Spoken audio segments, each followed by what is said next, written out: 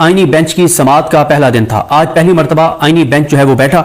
क्या कुछ हुआ मुकम्मल अहवाल आपके सामने रखेंगे। और आज पहला टाकरा हुआ एक वकील और 6 में से 3 जजेस के साथ, और वो 3 जजेस जो काजी फाइज साहब के बहुत क्लोज रहे हैं, 2 जो बहुत क्लोज रहे हैं, जिनके बारे में ये परसेप्शन थी और है कि उनका ताल्लुक जस्टिस काजी फाइज ईसा ग्रुप से है, और जस्टिस रिटायर्ड अब तो काजी फाइज ईसा ग्रुप से है।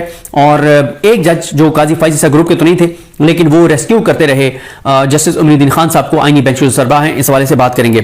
देखें, मैं आपको शुरू में एक बात बता दूं कि मैंने, क्योंकि थंबनेल पे भी लिखा हुआ है, शुरू में आपको एक खबर दे दूं कि आजकल हमारे जो कोर्ट रिपोर्टर्स की अक्सरियत है वो जस्टिस जाई अफरीदी साहब के बेंचेस में नहीं जा रही, और ज़्यादा जो रिपोर्टर्स हैं वो आजकल जाते हैं मंसूर अली शाह साहब के बेंच में, मुनीब अख्तर साहब के बेंच में, या जिस बेंच में अतर मिनल्ला साहब बैठे हों उस बेंच में, और जाई अफरीदी साहब के बेंच में रिपोर्टर्स की अक्सरियत जो है वो नहीं जा रही। क्योंकि मैं आज बड़े अरसे बाद सुप्रीम कोर्ट गया, और अब जाहिर है आईनी बेंच शुरू हो गया है, और अहम केसेस हों या ना हों, लेकिन एक हुकूमत ने जजेस जो सिलेक्ट किए हैं, हुकूमत के सिलेक्टेड जजेस जो हैं, फॉर्म 47 वालों के सिलेक्टेड जजेस जो हैं, और अब इनको आप आईनी बेंच कहें, सोशल मीडिया पे कुछ लोग फॉर्म 47 वाले जो है वो बेंच कह रहे हैं, तो कोई क्या कह रहा है, कोई क्या कह रहा है, बहरहाल हम तो इनको आईनी बेंच ही कहेंगे।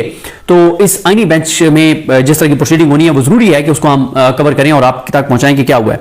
तो जाई अफरीदी साहब के बेंच में इसलिए नहीं जा रहे कि एक तो जाई अफरीदी साहब जो मोस्टली केसेस लगा रहे हैं, अभी भी वो टाइम बार्ड लगा रहे हैं, और वो वही काम कर रहे हैं जाई अफरीदी साहब के टाइम बार्ड केसेस लगाकर, जिसको बड़ी तफसील से आपको एक वीडियो में बताया बैरिस्टर साद रसूल साहब ने कि टाइम बार्ड से मुराद यह है कि जो एक मुद्दत होती है हाई कोर्ट के फैसले को चैलेंज करने की सुप्रीम कोर्ट में, उसके मुद्दत खत्म होने के एक दिन बाद भी अगर आप सुप्रीम कोर्ट से रजू करेंगे तो सुप्रीम कोर्ट आपकी दरखास्त इस बुनियाद पर मुस्तरद कर देगी कि यह टाइम बार्ड है, जायदुल मियाद है, जिस मुद्दत में, जिस मियाद में आपको इसको दायर करना चाहिए था उसमें आपने नहीं की, तो लिहाजा अब अदालत जो है वो केस के मेरिट्स को नहीं देखेगी। ये नहीं देखेगी कि आप, मिसाल के तौर पे आपकी प्रॉपर्टी थी, वो प्रॉपर्टी किसी और को दे दी गई और आपने हाई कोर्ट के उस फैसले को चैलेंज किया सुप्रीम कोर्ट में।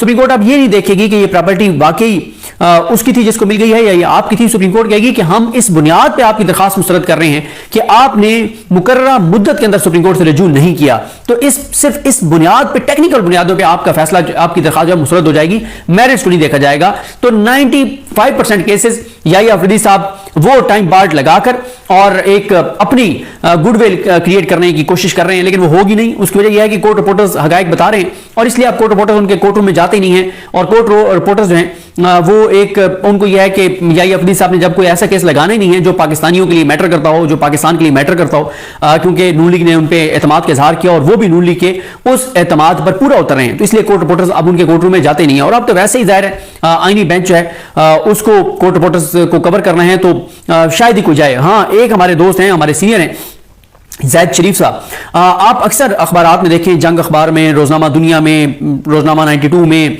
मुख्तलिफ अखबारात में अगर आप देखें तो आपको खबरें नजर आएंगी जिसमें लिखा होगा सबा न्यूज़, एक न्यूज़ एजेंसी है, तो उसके लिए कवर करते हैं सुप्रीम कोर्ट को ज़ैद शरीफ साहब, सीनियर जर्नलिस्ट हैं, और वो पक्के जो है वो कोर्ट रूम नंबर 1 को कवर करते हैं। मतलब वो ऐसा नहीं है कि कोई जाई अफरीदी साहब से उनको बड़ी मोहब्बत है, वो कोर्ट रूम नंबर 1 को मतलब बड़ी तफसील के साथ कवर करते हैं ज़ैद शरीफ साहब, तो इसलिए वो जरूर वहां पर ज़ैद भाई बैठते हैं और वो पूरा कवर करते हैं जाई अफरीदी साहब को। बाकी हमारे कोर्ट रिपोर्टर्स अब आईनी बेंच को, वैसे तो ज़ैद शरीफ साहब भी आज जल्दी मैंने देखा फ्री होके और वो आ गए थे आईनी बेंच में, क्योंकि जाई अफरीदी साहब भी बहुत जल्दी जो है वो उठ के चले गए थे। जाहिर है जब टाइम बार्ड आपने केसेस लगाने हैं तो शायद कोई ब्रेक भी थी और इस वजह से वोट के चले गए थे और उसके बाद उन्होंने आना था, लेकिन मोस्टली केसेस उनके टाइम बार्ड लगा रहे हैं। जायदुल मियाद टेक्निकल बुनियादों पे फैसले करते जा रहे हैं, दरखास्त मुस्तरद करते जा रहे हैं, फैसले नहीं मुस्तरद कर रहे हैं, और एक नंबर ऐड होता जा रहा है कि अफरीदी साहब ने माशाल्लाह 30 केस निपटा दिए, 40 निपटा दिए, 50 निपटा दिए, लेकिन कोई वो सुन के नहीं निपटा रहे, बस टेक्निकल बुनियादों पर मुस्तरद मुस्तरद मुस्तरद मुस्तरद मुस्तरद, और बस एक नंबर गेम बनाते चले जा रहे हैं। दूसरी जो अफसोसनाक सूरत हाल है वो ये हुई आज कि क्योंकि कल बुध के दिन ये कॉज लिस्ट आई, और बुध को शाम को जुमेरात की जो कॉज लिस्ट थी, 4 बेंचेस जो है उनकी कॉज लिस्टें मनसूख हुई हैं। जो 15-15, 20-20 दिन पहले वकीलों को बताया गया था कि आपका केस होना है, साइलिन को बताया गया था, कोई कराची से आया हुआ था, तो कोई बलोचिस्तान से आया हुआ था, तो कोई पेशावर से आया हुआ था, कोई जनूबी पंजाब से आया हुआ था, साइलिन भी ख्वार थे, झोलियां उठा उठा के वो जो बातें कर रहे थे वो कम अज कम मैं तो इस वीडियो में नहीं बता सकता। आप खुद इमेजिन करें ना कि किसी का केस साल बाद लगा है और उसका अपना जेल में बेगुनाह खड़ा है और उसकी जेल अपील लगी हुई है, उसकी जमानत की दरखास्त लगी हुई है या उसकी बरियत की दरखास्त लगी हुई है, और साल बाद उसकी बारी आई है। बरियत वाली तो साल बाद नहीं आती, ये बेल शेल की साल बाद आई है, और साल बाद जब वो आए अपने इलाके से, कई लोग बेचारे पैसे मांग के किसी से, और गरीब लोग जो हैं बेचारे वो सुप्रीम कोर्ट आते हैं, और वकील कई आए हुए थे, कोई फ्लाइट्स लेके आए हुए थे कराची से, कोई लाहौर से बाय रोड आए हुए थे, और आगे पता चला जनाब वो तो कल शाम को ही हमने आपको ईमेल कर दी थी और आपको मैसेज कर दिया था कि आपका केस तो मुलतवी हो गया, क्योंकि आईनी बेंच जो है उसने बहुत अहम केसेस सुने थे, और वो मैं अभी आपको बताता हूं कि कौन से अहम केस सुने और क्या क्या उसमें हुआ। लेकिन ये बताना आपको जरूरी है कि कितने केसेस जो है वो डीलिस्ट हुए 2 दिनों में, और किस किस बेंच के हुए। एक तो जनाब जो अमीनुद्दीन खान साहब का बेंच था उसके केसेस डीलिस्ट हुए जुमेरात और जुमा, और जस्टिस जमाल खान मुदखिल साहब के बेंच के जुमेरात जुमे के केसेस जो है वो डीलिस्ट हुए। मोहम्मद अली मजहर साहब के बेंच के जो है वो जुमेरात जुमे के केसेस डीलिस्ट हुए। अतर मिनल्ला साहब के बेंच के केसेस डीलिस्ट हुए। शाहिद वहीद साहब के बेंच के केसेस डीलिस्ट हुए, क्योंकि इनके साथ जो जजेस थे वो सारे अब ये आईनी बेंच में बैठ गए। तो ये जो 140 तो मतलब वो केसेस हैं जो मेन कॉज लिस्ट में थे, सप्लीमेंट्री वाले अलग हैं, तो 140 केसेस तो इन बेंचेस के डीलिस्ट हुए हैं। और इसके बदले में सुनने कितने जा रहे हैं केसेस, और वो मैं बाद में आता हूं कि किस क्वालिटी के और किस तरह के सुने जा रहे हैं। उसमें जो जुल्फिकार अहमद साहब हैं डिप्टी रजिस्ट्रार जुडिशल हैं, उनकी तरफ से जो कॉज लिस्ट जारी हुई है, जो केसेस लगाने का काम अमीनुद्दीन खान साहब ने और इस कमेटी ने, तो जुमेरात को 18 केसेस थे आज, और कल जुमे को जो है वो 16 केसेस होंगे। अब मैं आपको बताता हूं, और एक चीज और बड़ी हैरानकुन है कि लाइव नहीं किया गया इसको। भाई करें ना आप लाइव, पता चले पूरी पाकिस्तानी कौम सुने देखे कि माशाल्लाह ये जो आईनी बेंच है जिसमें हीरे चुन चुन के और हुकूमत ने रखे, वो हीरे जो हैं वो किस तरह के केसेस जो है वो सुन रहे हैं। तो बहरहाल जी आज 9:35 पे ये बेंच आया, और 10:56 पर ये तमाम केसेस 18 के 18 निपटा के चले गए थे। यानी कुल 81 मिनट में इन्होंने 18 केसेस निपटाए। हालांकि जो आईनी बेंच के पास एक तस्वुर है कि आईनी किसी सवाल के ऊपर वो फैसला करेंगे तो एक एक केस के ऊपर कई कई दिन लगते हैं, लेकिन इनके पास माशाल्लाह क्वालिटी ऑफ केसेस देखें और इनका क्वालिटी वर्क देखें कि माशाल्लाह इन जजेस ने 81 मिनट में 18 केसेस निपटाए। और कैसे निपटाए मैं आपको बता देता हूं। 18 में से 4 केसेस में तारीख हुई, 5 केसेस गैर मौसर होने की बुनियाद पे मुस्तरद हुए। कि गैर मौसर कैसे, कि जैसे 2-3 लोगों की अपॉइंटमेंट चैलेंज हुई नहीं थी, वो तीनों अब रिटायर हो गए, और उनमें से 1-2 तो शायद फौत भी हो गए हों, तो इसलिए गैर मौसर हो गए उनके केसेस। टेक्निकल बुनियादों पे 7 केसेस मुस्तरद हुए। एक केस वफाक ने वापस ले लिया रिव्यू, और एक केस था जिसमें कोई पेश नहीं हुआ, और एक भी ऐसा केस नहीं था जिसको सुन के कोई दलाइल हुए हों और फैसला, वो एक भी ऐसा केस नहीं था सिवाय उसके जो काजी फायजी साहब वाला था। अच्छा, अब मैं आपको बता दूं जल्दी जल्दी, जो केस नंबर 1 था ये माहौलियाती आलूदगी के हवाले से था, और इसमें तारीख हुई है। मैं अभी इसकी जरा डिटेल्स भी आपको चलें बताता हूं। ये माहौलियात के हवाले से एक केस था 1993 का, 1993 का, और इस केस में जनाब था माहौलियाती आलूदगी के हवाले से। और आज 2024 आ गया और हालात आपके सामने हैं कि किस तरह से पाकिस्तान मुतासर है। स्मोक से आप सब मुतासर हो रहे होंगे, पंजाब में रहने वाले, खासतौर पर KPK में रहने वाले भी। उस पर मोहम्मद अली मजहर साहब, पहले तो 6 जजेस ये बता दूं नाम, अमीनुद्दीन खान साहब, जमाल खान साहब, मोहम्मद अली मजहर साहब, हसन अजहर रिजवी साहब, और मुसरत हिलाली साहबा, और नईम अख्तर अफगान साहब, ये जजेस। अलीशा साहब आ जाएं। अच्छा, ये जजेस हैं, आ जाएं सर। ये नहीं कोई इशू नहीं है। ये जजेस हैं 6 जजेस, और ये 6 जजेस का बेंच था। और इसके अलावा ये जो माहौलियाती आलूदगी वाला केस था, इसमें इनको जजेस ने कहा जनाब हम आपको आखिरी अब एक मौका दे रहे हैं कि आप जो है वो मुकम्मल तौर पर रिपोर्ट्स हमारे सामने रखें। और साथ ही मोहम्मद अली मजहर साहब ने यह भी पूछा कि जो क्लाइमेट चेंज अथॉरिटी है वो फंक्शनल है या नहीं है। उसके बाद मोहम्मद अली मजहर साहब ने कहा कि तमाम जो अथॉरिटीज़ हैं वो जितनी भी माहौलियात के हवाले से हैं वो कंप्रीहेंसिव रिपोर्ट्स दें कि इस अरसे में पिछले 20 साल में क्या क्या उन्होंने काम किया है, इस वक्त वो क्या कर रहे हैं, आइंदा वो क्या करेंगे, ये सारी चीजें बताएं। जमाल खान मुदखिल साहब ने कहा कि इस वक्त जो माहौलियाती आलूदगी है उसकी एक वजह जो है वो पेट्रोल की जो क्वालिटी है वो ठीक नहीं है, और पेट्रोल में कुछ मिलाया जाता है, जिस वजह से जब पेट्रोल की क्वालिटी ठीक नहीं होती तो फिर ये जो गाड़ियों का धुआं है वो माहौलियाती आलूदगी का सबब बनता है। तो फिर उन्होंने ये बात की इस्लामाबाद में जो इंडस्ट्रियल एरिया है उसके इर्द गिर्द जो एक बफर जोन क्रिएट होना था, और वहां पर भी जो जमीनें हैं वो प्राइम मिनिस्टर मुख्तलिफ हैं उन्होंने अलॉट कर दी। तो उस पर भी सवाल उठाया गया कि प्राइम मिनिस्टर कैसे ग्रीन बेल्ट की जमीनें जो हैं वो अलॉट कर सकते थे। मुसरत हिलाली साहब ने कहा कि ये जो EPA है ये कभी नहीं देखता कि जिस तरह से सोसाइटीज बन रही हैं, क्योंकि EPA की इजाजत के बगैर तो एक ईंट कहीं नहीं लग सकती। उसके बाद साथ ही मुसरत हिलाली साहब ने कहा कि सवात में एक एरिया था जहां का माल्टा बहुत ज्यादा मशहूर था, लेकिन वो एरिया भी वहां पे जिस तरह से कंस्ट्रक्शन हुई और जिस तरह से वहां पे मार्बल की फैक्ट्री और ये सारा कुछ हुआ, तो अब वो माल्टा जो पूरी दुनिया में एक्सपोर्ट होता था और वो माल्टा अब वहां पे उसके बागात जो है वो खत्म हो गए हैं। इसके बाद उन्होंने मानसेरा का जिक्र किया कि मानसेरा की गली गली जो है वहां पे पोल्ट्री फार्म खुल गए हैं और ये माहौलियात वाले क्या कर रहे हैं। और साथ ही उन्होंने केपीके के हवाले से इमरान खान मुदख्खिल साहब ने कहा कि सबसे ज्यादा जो वायलेशंस हैं वो केपीके में हैं। और इसी तरह से डीजी ईपीए जो है वो पेश हुई और उन्होंने इस्लामाबाद का जो इंडस्ट्रियल एरिया है जहां पे ये स्टील मिल्स हैं, मुख्तलिफ फैक्ट्रीज हैं, मिले हैं, उनको क्लीन चिट दी डीजीपीए ने। उन्होंने कहा जी कमाल, उन्होंने जबरदस्त टेक्नोलॉजी लगा दी और सब ओके हो गया। अब ये तो जो इस्लामाबाद का इंडस्ट्रियल एरिया है वहां के रहने वाले हमें बता सकते हैं कि कितना एक जो इंडस्ट्रीज हैं, जो फैक्ट्री जो मिले हैं, उन्होंने कितना मौसर काम किया है, वो वहां के रहने वाले जो हैं वो बेहतर बता सकते हैं। उसके बाद नईम अख्तर अफगान साहब ने कहा, उन्होंने कहा कि उन्होंने इंपॉर्टेंट बातें की वैसे नईम अख्तर अफगान साहब ने। उन्होंने कहा खेत और खलियान खत्म होते चले जा रहे हैं और हाउस सोसाइटीज बन रही हैं, डीएचएस बन रहे हैं। और अब ये भी सवाल है कि डीएचएस पे उन्होंने सवाल उठाया है और उन्होंने हाउस सोसाइटीज पे सवाल उठाया है, तो क्या इस हवाले से अगली समात पर कोई रिपोर्ट ली जाती है, नहीं ली जाती, या ये सिर्फ वर्बल ऑब्जर्वेशन ही थी। उन्होंने कहा कि डीएचएस बन रहे हैं, खेत खलियान खत्म हो रहे हैं, आबादी और शहर हर तरफ बढ़ रहे हैं। लाहौर जो है उधर वाघा बॉर्डर तक पहुंच गया है, दूसरी तरफ शेखुपुरा तक पहुंच गया है। तो ये बताएं कि ये जो काश्त के काबिल जमीनें हैं वो खत्म हो रही हैं और ये जो सोसाइटीज बन रही हैं, क्या इस पे कभी ईपीए ने या माहौलियात के ऊपर काम करने वाली सोसाइटीज जो हैं, जो इदारे हैं सॉरी, इन्होंने कभी हुकूमत को अपना इनपुट दिया है? और अगर दिया है तो क्या हुकूमत ने उस पर क्या कहा है? और कभी इन महकमों ने कभी रेजिस्ट किया है इस चीज के सामने कि हाउस सोसाइटीज नहीं बननी चाहिए और ये ग्रीनरी जो है वो खत्म नहीं होनी चाहिए, दरख्त जो है नहीं कटने चाहिए और हाउस सोसाइटीज नहीं बननी चाहिए? कभी उन्होंने रेजिस्ट किया? ये बड़ा अहम सवाल था और उनका इस पर हमें आप जवाब दें।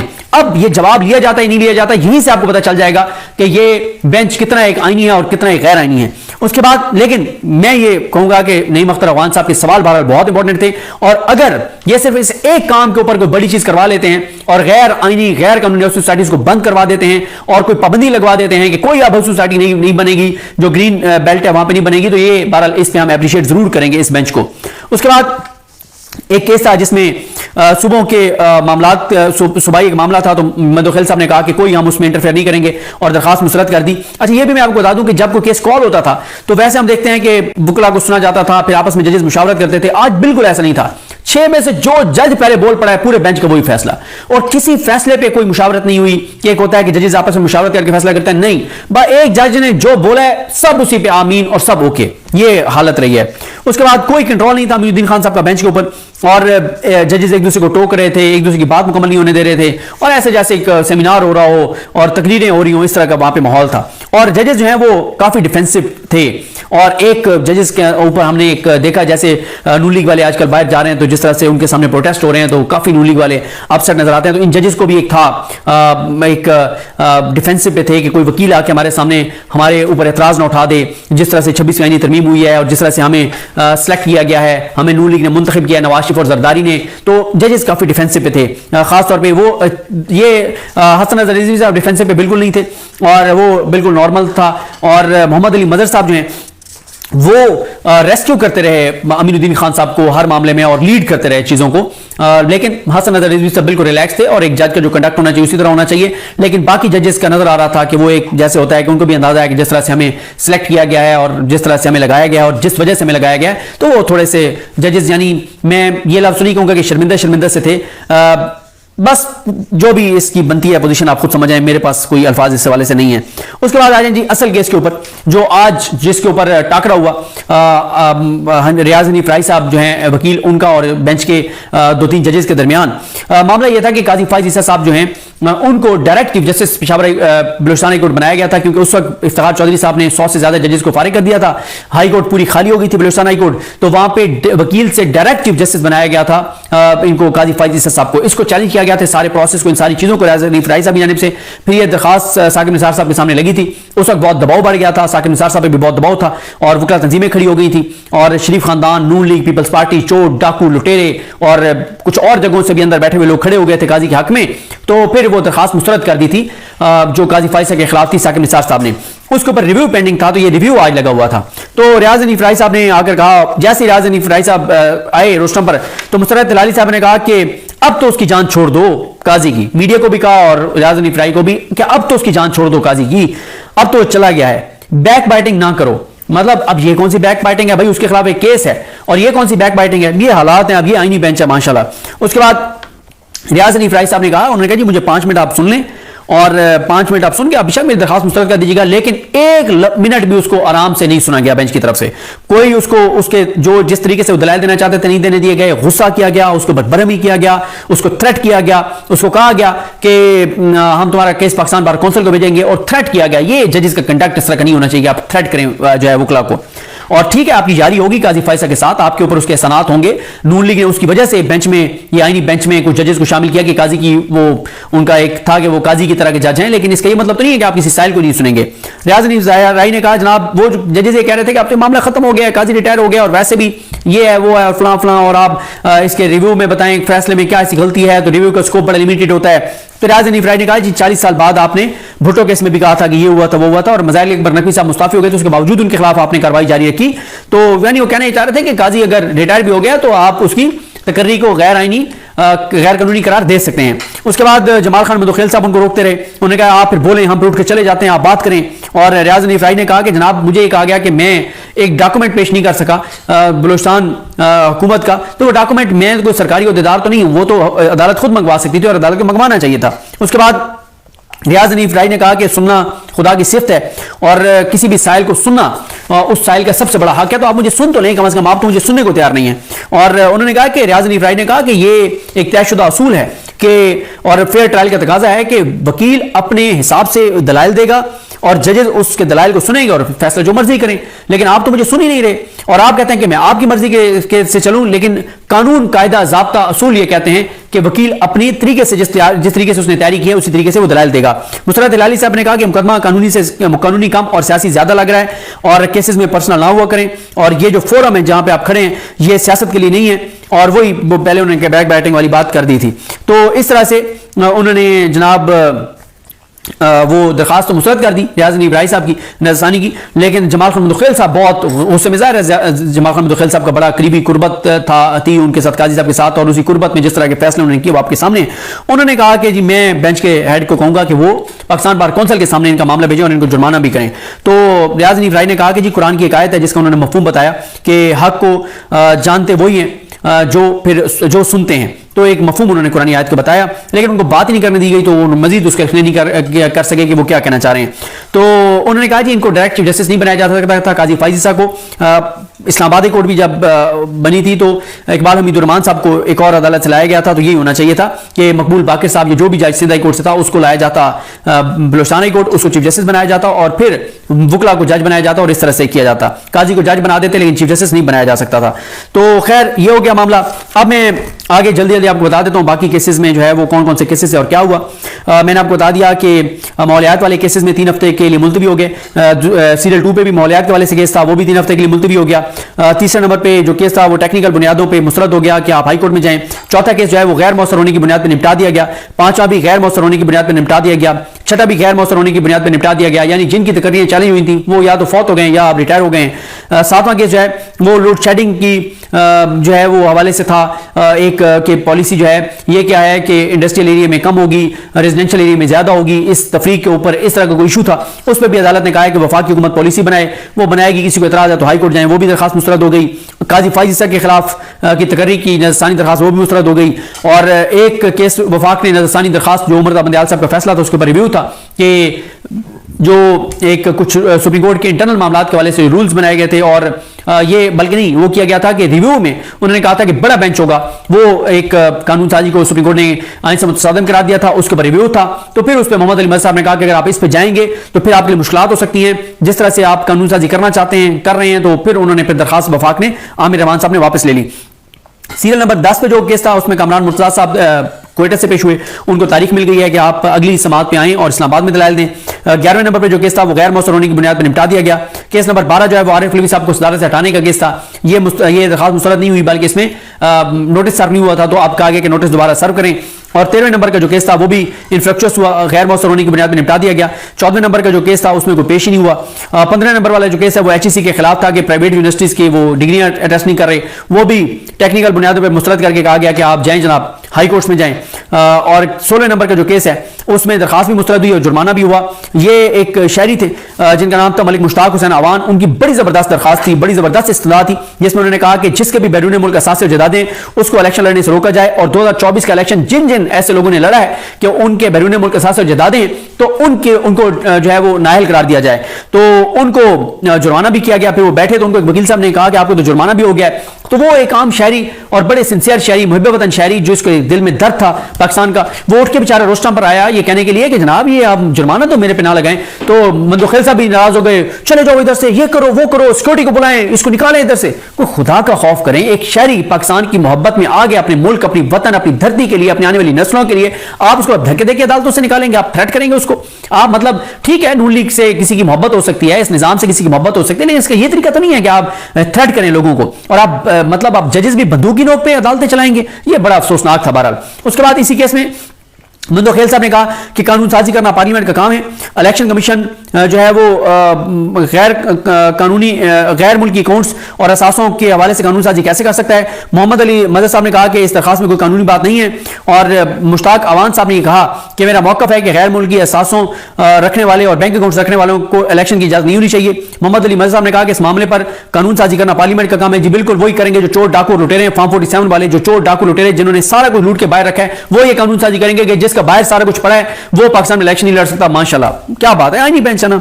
उसके बाद उन्होंने कहा कि मंदो खेल साहब ने कहा कि पार्लियामेंट को कानून साजी का हम नहीं कह सकते। अमीरुद्दीन खान साहब ने कहा कि कानून साजी के लिए जो दरखास्त गुजार है ये अपने इलाके के एमएनए को कहे और वो इसके हवाले से वहां पे पार्लियामेंट में इकदाम करे। तो 17वें नंबर पर जो केस था वो इनका था महमूद अख्तर नकवी साहब का। उन्होंने कहा कि सरकारी ओहदों पर जो बैठे हुए लोग हैं ये गैर मुल्की खवातीन से शादियों से इनको रोका जाए। उनकी दरखास्त मुस्तरद हुई, उनको जुर्माना हुआ। 18 नंबर पर भी उनका केस था कि पीडीएम दौर में जो कानून साजी हुई है वो गलत तरीके से हुई, उसको कलअदम करार दिया जाए। ये दरखास्त भी मुस्तरद हुई है और उनको भी जुर्माना हुआ। उन्होंने बेंच को अपने हक में करने के लिए कहा जी मैंने तो 26वीं आईनी की तरमीम के हक में एक पिटीशन डाली हुई है। फिर जब उन्होंने देखा कि बात नहीं बन रही तो उन्हें पता है कि इस बेंच में शामिल 3 जजेस जो थे, 3-4 जजेस, वो इमरान खान से कितना बुग़्ज़ रखते हैं, नफरत रखते हैं। तो उन्होंने कहा वो जो इमरान खान के खिलाफ केस चल रहा है ना 190 मिलियन पाउंड वाला, वो भी मैं लेके गया था, मैं लेके आया था, वो भी मेरे केस की वजह से चल रहा है केस। यानी अब आप देखें कि हालत ये है कि वकील जो हैं या दरखास्त गुजार जो हैं ये इन जजेस को ये कहकर अपने हक में करेंगे कि मैं इमरान खान का दुश्मन हूं और आप इमरान खान के दुश्मन हैं, तो दुश्मन का दुश्मन दोस्त होता है, हम दोनों इमरान खान के दुश्मन हैं, तो मेरा तो आप मेहरबानी करें ना। तो बहरहाल एंड में आपको बता दूं कि जमाल खान मुदखेल साहब जो हैं वो उन्होंने महमूद अख्तर नकवी के मामले में भी यही कहा कि ये मामला जो हैं वो देखने पार्लियामेंट ने देखने हैं और उन्होंने कहा कि हम कैसे किसी को सरकारी मुलाजिम को गैर मुल्की से खातून से शादी से रोक सकते हैं, तो अगर कानून मौजूद है तो बता दें। तो साथ ही उन्होंने कहा मुसरत लाल साहब ने कि अगर कुरान मजीद में कहीं मना किया गया तो वह बता दें, किसी सूरत में मना किया गया तो वो बता दें। तो बहरहाल ये है आज का अहवाल। वीडियो थोड़ी सी तवील हो गई है लेकिन आपको बताना जरूरी था कि किस किस तरह के माशाल्लाह आज कारनामे हुए हैं आईनी बेंच में। और आईनी बेंच ने 18 वो केसेस सुने जिसमें से एक भी पाकिस्तान के लिए नहीं था, पाकिस्तानियों के लिए नहीं था। सिर्फ उन्होंने मतलब कोई गैर मौसर होने की बुनियाद पर निपटा दिया तो कोई टेक्निकल बुनियाद पर निपटा दिया। एक तरफ उन्होंने 18 केसेस सुने और दूसरी तरफ 140 केसेस जो हैं वो रिलिस्ट हो गए, एडजर्न हो गए, जो साल 1.5 2 साल बाद लोगों के केस लगे थे। तो यह है जस्टिस जाई आफरीदी की सुप्रीम कोर्ट। इसलिए मैंने आज ये कहा था कि जस्टिस जाई आफरीदी साहब के हवाले से आज को प्रेस रिलीज आई, जिसको मैं तो रिपोर्ट ही नहीं कर रहा हूं, ना रिपोर्ट करना चाहिए कि वो जी निजाम इंसाफ में कोई बेहतरी के लिए इकदाम कर रहे हैं। क्या आप बेहतरी के लिए इकदाम कर रहे हैं? मैं तो इंशाल्लाह मेरी आपसे कमिटमेंट है कि जाई आफरीदी साहब की जो इस तरह के बयान आएंगे या उनकी प्रेस रिलीज आएंगी कि निजाम इंसाफ में बेहतरी के लिए वो कुछ कर रहे हैं, मैं तो कम से कम उसको रिपोर्ट नहीं करूंगा। ये मेरी आपसे कमिटमेंट है और ना वो मैं समझता हूं रिपोर्ट करना चाहिए। जिस तरह से बिलावल भुट्टो जरदारी के नून लीग के खिलाफ दिए गए बयान को सीरियस नहीं लेना चाहिए और रिपोर्ट नहीं करना चाहिए, इसी तरह से जाई आफरीदी साहब के जो ऐसे बयान या प्रेस रिलीजें हैं जो निजाम इंसाफ में बेहतरी के उनके दावे, मैं तो कम से कम उसको रिपोर्ट नहीं करूंगा। वो वक्त का ज़िया है जब आपने 26वीं आईनी तरमीम को एक्सेप्ट कर लिया है और आपने हुकूमत के सामने सरेंडर कर दिया और सहूलतकारी एक तरह से वकला कहते हैं कि आप कर रहे हैं हुकूमत की कि जिस तरह से आपने जुडिशल कमीशन का इजलास बुलाकर हुकूमत को मौका फराहम किया आईनी बेंच बनाने का और आपने फिर 31 अक्टूबर को जो फैसला है मुनीब अख्तर साहब का और मंसूर अली शाह साहब का कि फुल कोर्ट बिठाई जाए 26वीं आईनी तरमीम पे आपने नहीं बिठाई, तो उसके बाद फिर निजाम इंसाफ में बेहतरी की बातें तो एक अफसाना ही है, एक ड्रामा ही है। तो इसलिए कम से कम मैं तो उसको रिपोर्ट नहीं करूंगा। मुझे अपनी दुआ में याद रखें। अलगीम हम सब कामी नासरो। अल्लाह हाफिज़।